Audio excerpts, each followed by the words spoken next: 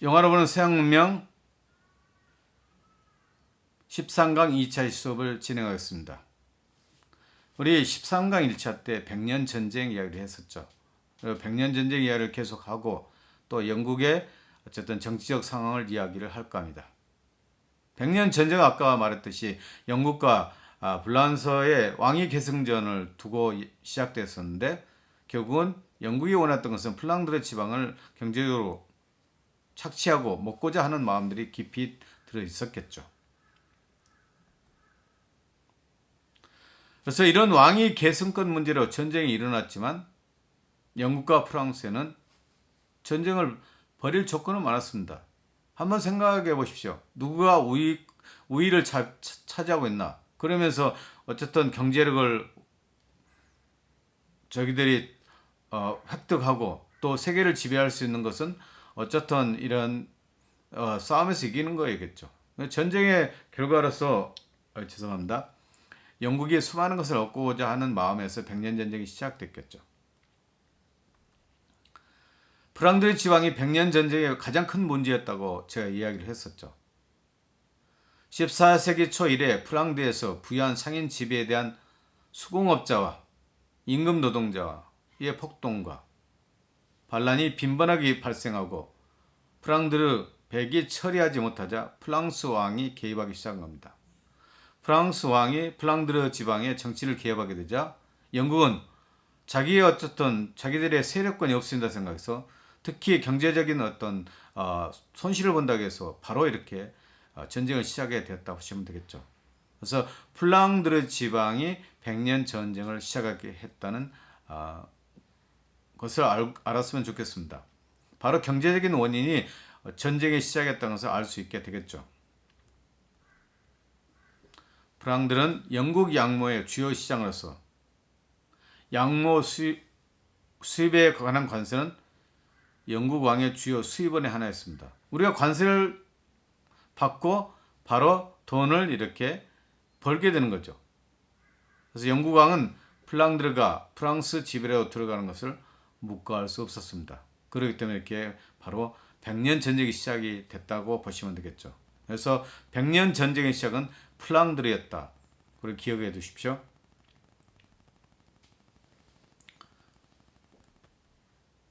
자, 백년 전쟁에서 이렇게 간단히 넘어가기로 하고 이제 영국 교회에 대해서 한번 우리가 알아보도록 할까요? 영국 교회하면 어떤 특징이 있을까요?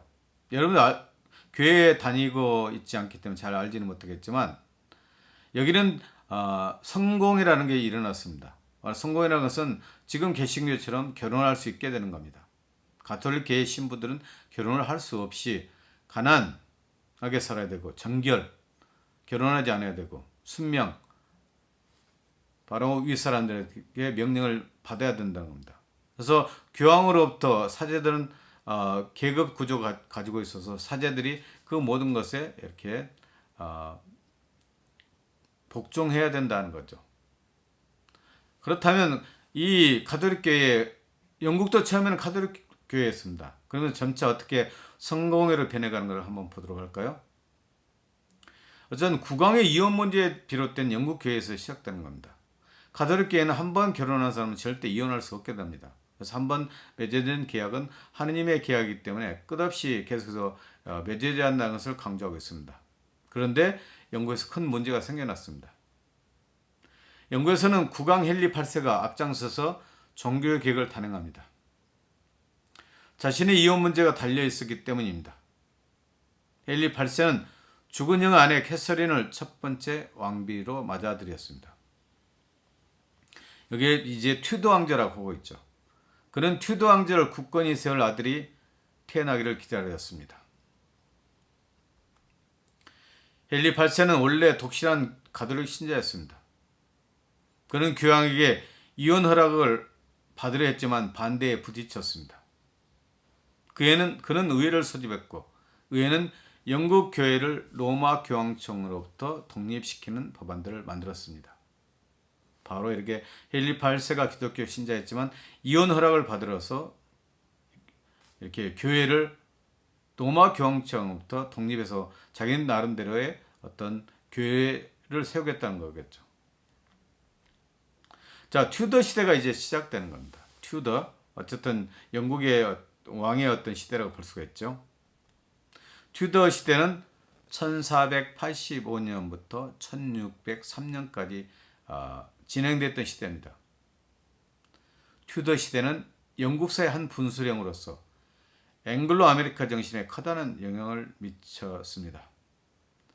신성한 전통, 고유한 애국심, 식민지 후기의 침울함이 합쳐진 진정한 황금 시대라 보시면 되겠죠. 잉글랜드와 스코틀랜드의 군주들로는 헨리 8세, 엘리자베스 1세, 엘리자베스 1세 여러분들이 아시죠?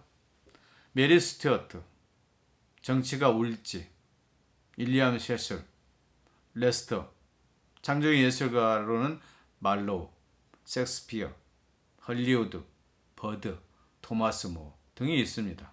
그래서 튜더 시대는 어쨌든 황금 시대라고 보시면 되겠죠. 튜더 시대는 천재성과 낭만의 비극이 넘쳤던 절정의 시기입니다. 튜더 시대 잉글랜드가 지닌 잠재적 힘은 사회적, 경제적, 인구적인 것입니다. 튜더 시대 영국민들 사이에 새롭고 활력 있는 태도, 즉 종교개혁과 칼뱅 신학이라고 있죠. 루터 다음에 나온 개신교 신학입니다. 칼뱅주의 신학에서 유래한 개인주의적 태도를 주장했다는 셈입니다. 아마 이렇게 서양이 개인주의적인 것은 이런 것들이 영향이 많이 미칠 겁니다.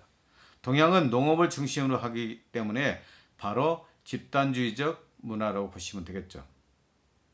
튜더 시대에 와서 잉글랜드 경제는 더 건전해졌으며 팽창했으며 낙관적이 되었습니다.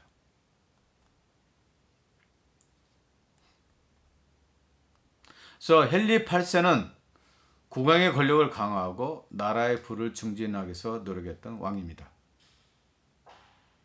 그래서 그때 대표적인 재무상을 국무총리나 재무상을 했던 크로멜은 잉글랜드에서 교황을 축출하고 교회의 부를 몰수했습니다. 교회는 세금도 내지 않았기 때문에 얼마나 엄청난 부를 축적했겠습니까? 그런 어쨌든 부를 크로멜이 다 몰수시켰습니다. 헨리 8세는 국내의 교회와 성직자를 압박함으로써 교황에게 우회적인 압력을 넣었습니다. 국왕이 교회의 유일한 보호자이고 유일한 영주이며 최고의 수장령입니다. 그럴 때는 최고의 수장령이라고 보시면 되겠죠.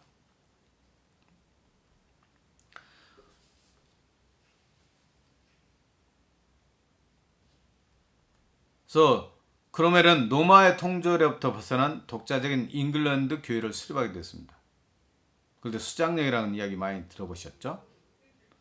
헨리의 뜻에 따라 크로멜을 주도하에 수돈 해산했습니다. 수돈 해산으로 획득한 막대한 부를 프랑스와의 전쟁에서 사용했었습니다.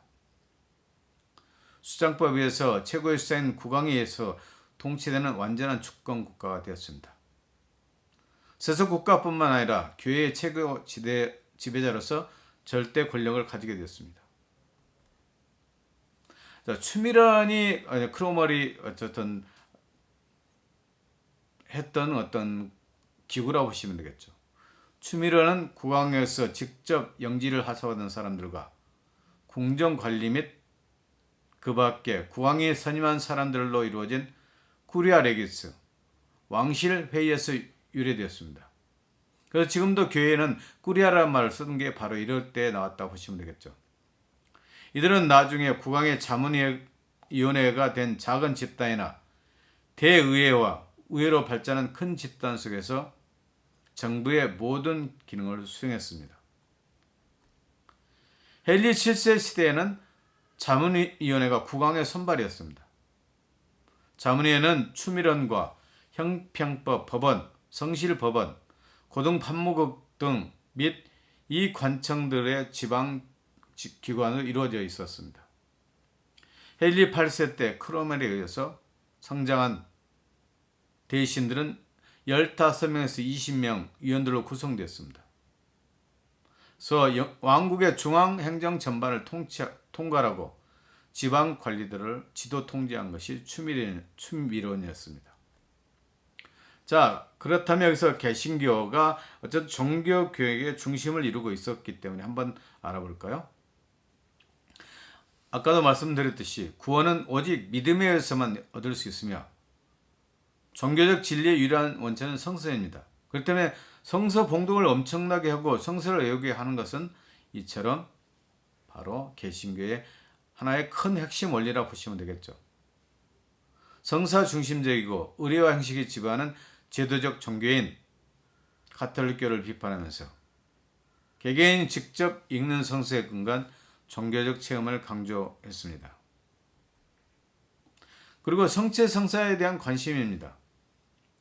그들의 관심은 성체 성사였고 개신교도들은 성찬식의 빵과 포도주가 실제로 예수님의 살과 피로 바뀐다고 하는 가톨릭교회의 성체 성사를 부인했습니다.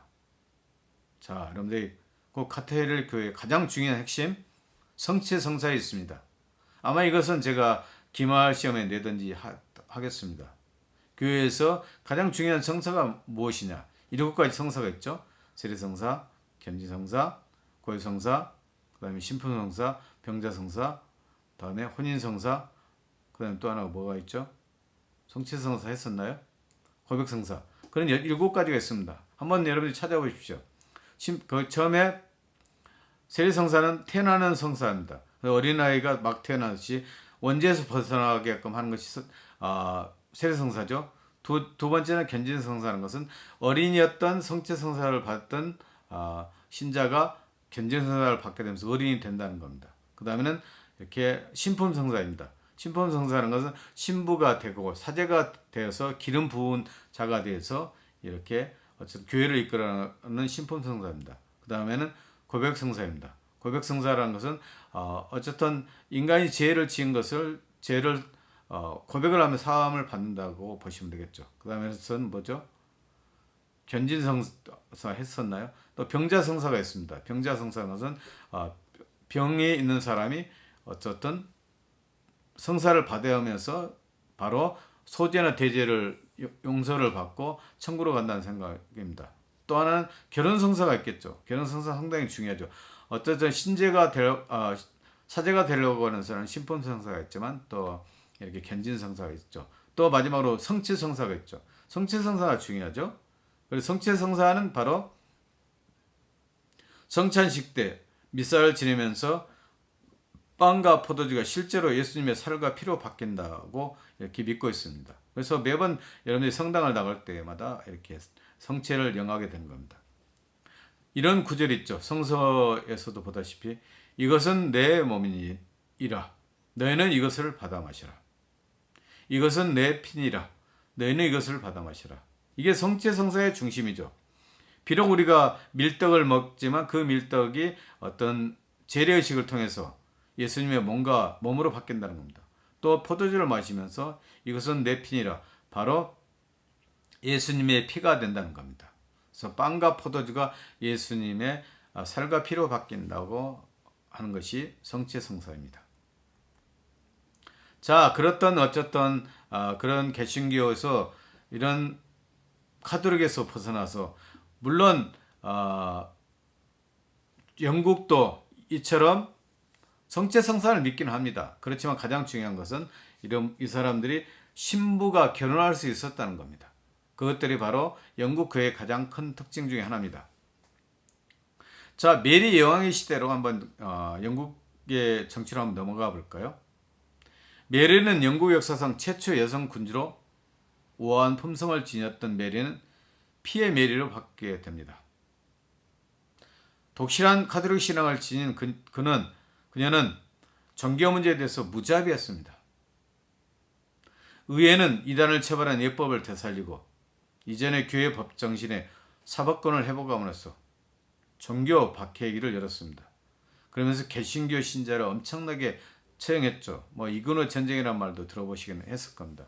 종교 전쟁이 있으면서 개신교 신자들을 무참하게 처벌했던 시대가 메리 여왕의 시대였습니다. 메리가 사망했습니다. 1558년 여름 메리는 병이 들었고 아이를 갖지 못하고 남편으로부터 홀대받고 백성들에게 죄임을 당한 메리는 깊은 마음의 상처를 안은 채 11월에 숨을 거두었습니다. 얼마나 종교적 박해가 심했나요?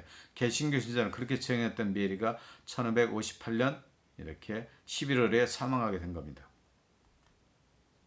자, 그러면서 헨리 8세와 어쨌든 또 앤가에 탄생한 엘리자베스 1세가 탄생하게 됩니다. 영국의 황금 시대를 이끌어줬던 엘리자베스 1세에 대해서 한번 알아볼까요? 대중과 소통에 의존한 여왕 엘리자베스 1세입니다. 투더 왕가, 아까 이야기했었죠? 헨리 8세부터 시작됐었다. 7세, 8세 그런 것부터 시작됐었죠? 영국의 엘리자베스 1세는 역사상 가장 위대한 여왕으로 꼽힙니다. 엘리자베스 여왕은 튜더 왕가의 두 번째 왕인 헨리 8세와 엠블린 사이에서 태어나 25세의 나이로 왕위에 올랐습니다. 헨리 8세 하면 생각나는 게 뭐가 있죠? 수장령이죠. 교황청과 분리돼서 가톨릭 신자도 이혼을 할 수 있다는 것을 하면서 헨리 8세가 엠블린과 결혼을 했었죠. 거기에 태어난 딸이 바로 엘리자베스 1세입니다. 투더 왕가에서 영국을 골든 에이지 황금 시대로 만든 엘리자베스는 45년간의 통치 기간 동안 카리스마로 당시 영국을 세계 강국으로 만들었습니다. 영국이 그 당시에 무적이 세계 최고의 어쨌든 경제력을 향상했고 또 정치적으로도 안정되었다 보시면 되겠죠.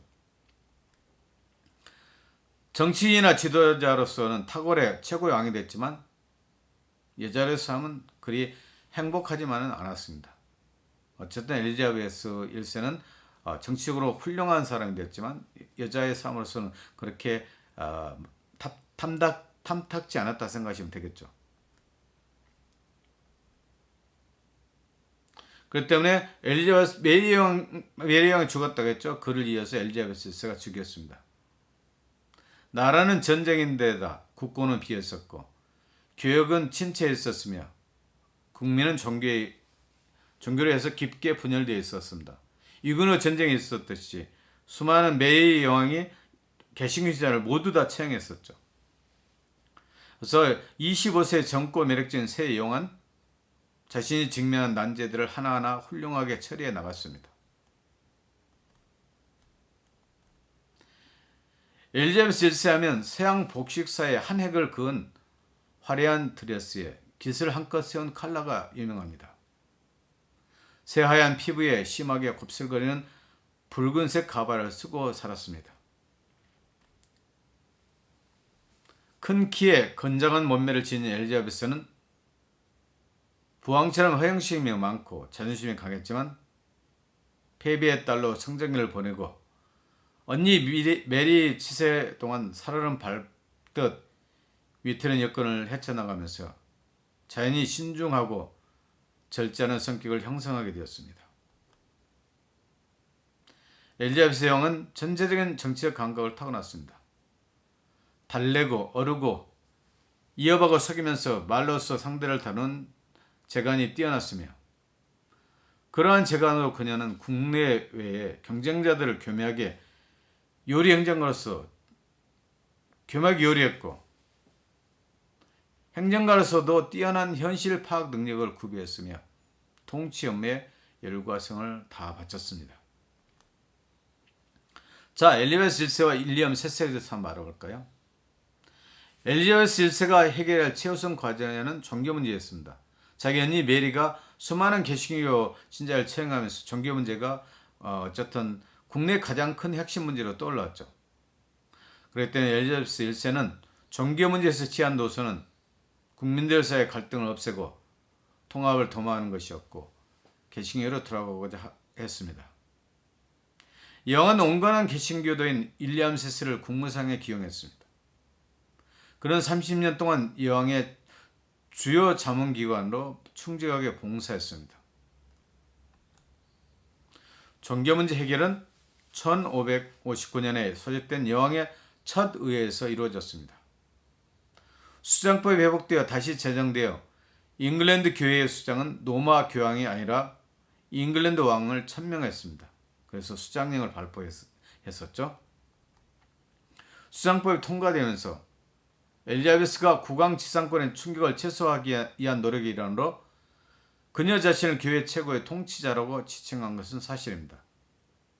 수장법과 통일법이 마침내 의회를 통과했을 때 단 한 명의 성직자 동의도 얻지 못한 것은 헌정사에 남았을 일입니다.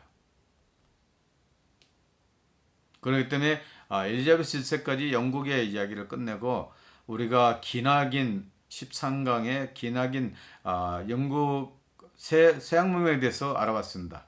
그래서 여기까지 마무리를 짓고 이제는 우리 서양 문명에서의 사랑은 어떻고 군사는 어떻고 등등 다양한 문제를 한번 여러분과 함께 나눠보고자 합니다. 감사합니다.